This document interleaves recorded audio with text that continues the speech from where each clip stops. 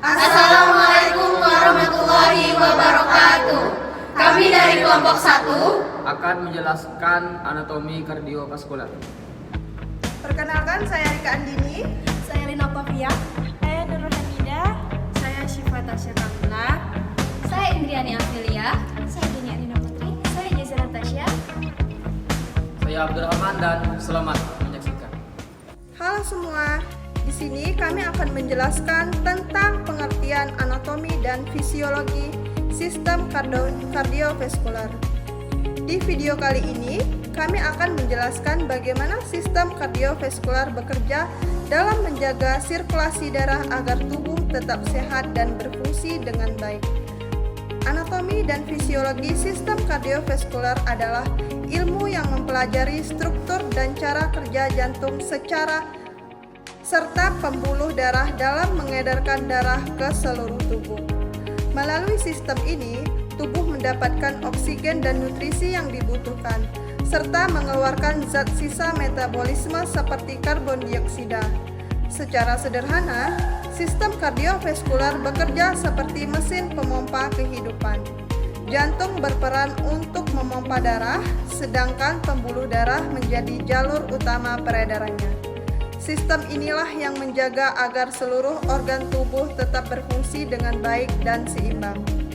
Secara anatomi, jantung terletak di mediastinum bagian tengah rongga toraks, sedikit ke arah kiri. Jantung dibungkus oleh perikardium yang terdiri dari dua lapisan, yaitu perikardium fibrosa dan perikardium serosa. Lapisan ini berfungsi untuk melindungi jantung dan mengurangi gesekan saat kontraksi. Di jantung terdapat 4 ruang. Yang pertama itu ada atrium dextra, yang kedua ada atrium sinistra, dan di bawahnya ada ventricle dextra, dan di sampingnya ada ventricle sinistra. Di dalam jantung juga terdapat beberapa katup yang ini berfungsi untuk menjaga aliran darah agar tetap searah. Yang pertama itu ada katup tricuspid yang terletak di antara atrium dextra dan ventricle dextra. Yang kedua itu ada katup pulmonaris yang terletak di antara ventricle dextra dan arteri pulmonaris. Dan yang ketiga itu ada katup bicuspid atau mitral yang terletak di antara ventricle sinistra dan atrium sinistra. Dan yang terakhir itu ada katup aorta yang terletak di antara ventricle sinistra dan aorta. Darah dari seluruh tubuh yang kaya akan karbon dioksida akan masuk ke dalam atrium dextra melalui vena cava superior dan inferior. Kemudian darah akan melewati katup tricuspid ke ventricle dextra.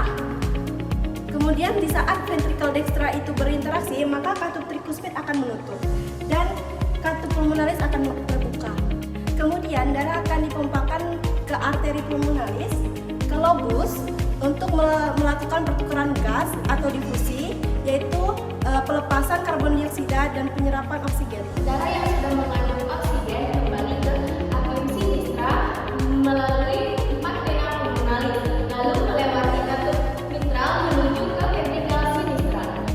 Ketika ventricle sinistra berkontraksi, katup mitral menutup dan katup aorta terbuka, memompa darah ke aorta untuk diedarkan ke seluruh tubuh. Proses kerja katup ini menjaga agar aliran darah tetap efisien dan satu arah.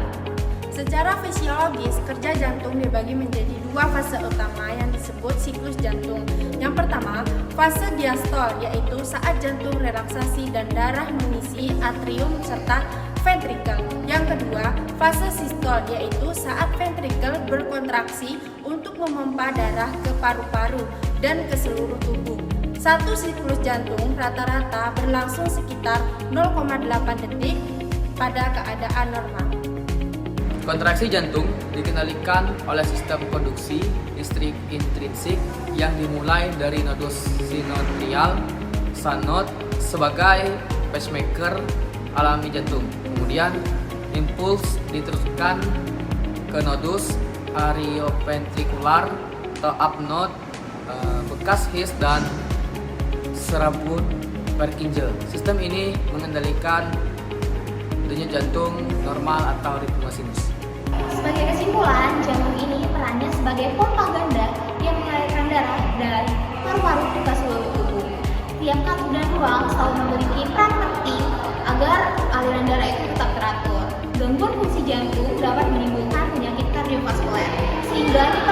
menjaga kesehatan jantung kita. Dengan cara apa? Yang pertama, pola hidup yang sehat.